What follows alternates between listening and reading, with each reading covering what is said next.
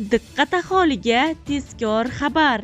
O'zgidromet agentligi O'zbekistonda 1, 2 va 3 avgust kunlari kuzatiladigan ob-havo ma'lumotini e'lon qildi. Xo'sh, O'zbekistonda anomal issiq qachongacha davom etadi? Videorolikni o'tkazib yubormasdan oxirigacha ko'ring. Assalomu alaykum hurmatli tomoshabin, kanalimizga xush kelibsiz. Agar kanalda yangi bo'lsangiz obuna bo'lishni, videoroligimizga esa like tugmachasini bosib qo'yishni unutmang. Alloh barchangizdan rozi bo'lsin. Diqqat qiling. O'zgidromet agentligi 1, 2 va 3 avgust kunlari kuzatiladigan ob-havo ma'lumotini e'lon qildi. Unga ko'ra Toshkent shahrida havo biroz bulutli bo'ladi. Yog'ingarchilik kutilmaydi. Harorat kechasi 23-25 gradus, kunduzi 37-39 daraja bo'ladi. Qoraqalpog'iston Respublikasi va Xorazm viloyatida havo biroz bulutli bo'ladi. Yog'ingarchilik kutilmaydi.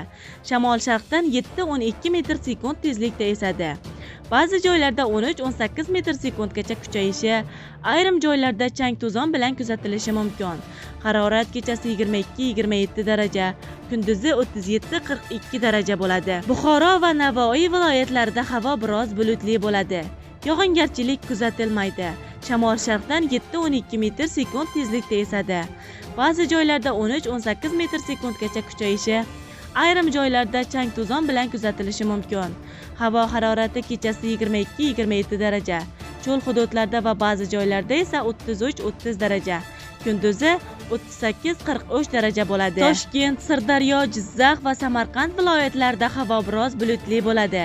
Yog'ingarchilik kutilmaydi. Shamol sharqdan 7-12 metr sekund tezlikda esadi. Harorat kechasi 22-27 daraja, kunduzi 36-41 daraja bo'ladi. Qashqadaryo, Surxondaryo viloyatlarida havo biroz bulutli bo'ladi.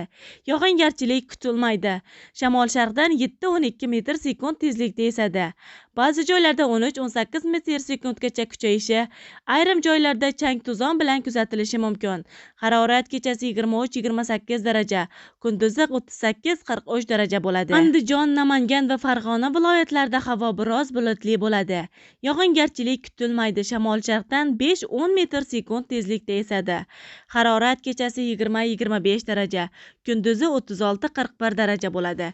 Respublikaning tog' oldi va tog'li hududlarida havo biroz bulutli bo'ladi. Ba'zi joylarda o'zgaruvchan bo'ladi. Yog'ingarchilik kutilmaydi. Shamol sharqdan 7-12 metr sekund tezlikda esadi. Ba'zi joylarda 13-18 metr sekundgacha kuchayishi mumkin. Harorat kechasi 15-20 daraja, kunduzi 28-33 daraja bo'ladi deyiladi ma'lumotda. Hurmatli tomoshabinlar, videorolikka like bosib, videoni barcha tanishlaringizga yuborib qo'yishni unutmang.